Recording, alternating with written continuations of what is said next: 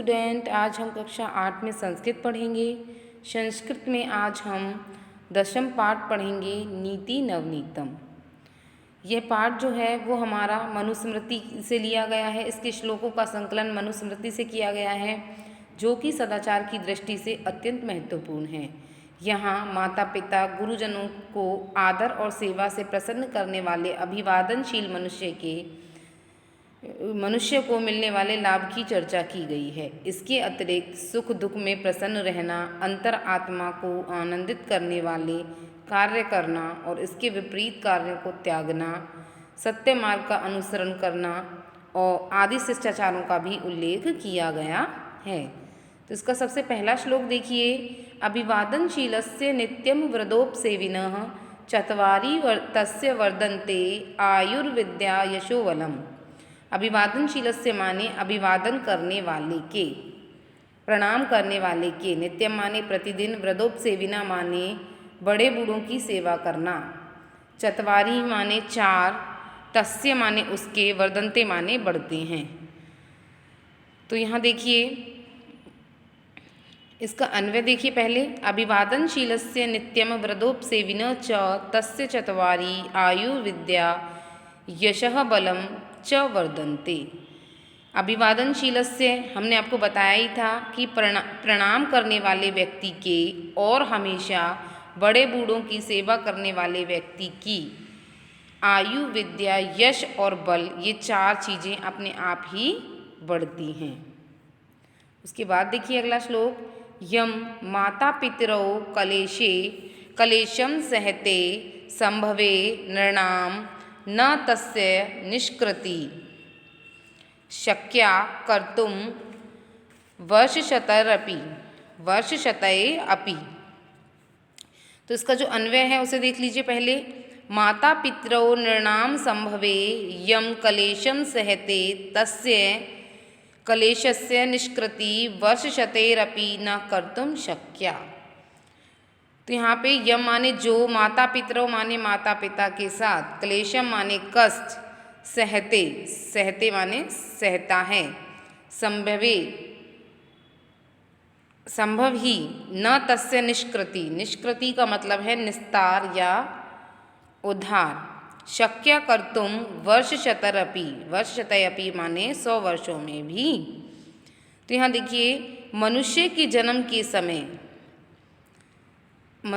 जन्म के समय जो कष्ट उसके माता पिता सहते हैं, न तस्य निष्कृति, उन कष्टों का निस्तार या उन कष्टों से व्यक्ति पार नहीं पा सकता, शक्याम कर्तुम वर्षम शतरपि, 100 वर्षों में भी। अगर हम उन कष्टों के लिए 100 वर्षों तक अपने माता पिता की सेवा करें तो भी हम उनका ऋण नहीं चुका सकते, अर्थात उनका ऋण 100 वर्षों तक भी नहीं चुकाया जा सकता। ठीक है, उसके बाद देखिए आगे। तयो नित्यम प्रियम कुर्याद आचारस्य च सर्वदा तेषेवैव त्रिषु तुष्टेषु तपः सर्वं समाप्यते। तो इसका अन्वय देखिए पहले। नित्यम तयो मान किसके लिए आया है? माता पिता के लिए आया है। नित्यम तयो आचारस्य च सर्वदा प्रियम कुर्यात् तेषु त्रिषु एव तुष्टेषु अस्माकं सर्वं तपः समाप्यते। तयो नित्यम माने उन दोनों का, नित्य माने प्रतिदिन ही, प्रियम माने प्रिय, कुर्याद आचारस्य करना चाहिए, आचार्य का, च सर्वदा हमेशा। ठीक है। त्रिशेषु तीनों, तुष्टेषु का मतलब यहाँ पर जो दिया हुआ है उसका मतलब है संतुष्ट होते हैं। तपः सर्वं समाप्यते, तप माने तपस्याएं, समाप्यते माने समाप्त हो जाती हैं। अर्थात इसका अर्थ समझिए कि हमेशा उन दोनों का मतलब माता पिता का और गुरु का सदा प्रिय करना चाहिए, भला करना चाहिए, क्योंकि उन तीनों के संतुष्ट होने पर हमारी सारी तपस्याएं समाप्त हो जाती हैं। उन तीनों के संतुष्ट होने पर जितना भी तपस्या करने से जो फल मिलता है उस फल की प्राप्ति होती है। कैसे? माता पिता और गुरुजनों की सेवा करने से, अर्थात हमें अपनी सभी तपस्याओं का फल मिल जाता है। तो हमें क्या करना चाहिए? अपने माता पिता गुरुजन का हमेशा भला करना चाहिए, प्रिय करना चाहिए। आगे देखिए, सर्वम परवशम दुखम सर्व आत्मनम वशम सुखम। ठीक है, एतत् विद्यात् समासेन लक्षणम सुख दुखयो। तो इसका अन्वय देखिए, सर्व परवशम दुखम अस्ति सर्वम आत्मवशम सुखम अस्ति समासेन सुख दुखयो एतत् लक्षणम विद्यात्। तो परवशम माने दूसरों के वश में, आत्मवशम माने अपने वश में। ठीक है, समासेन माने होता है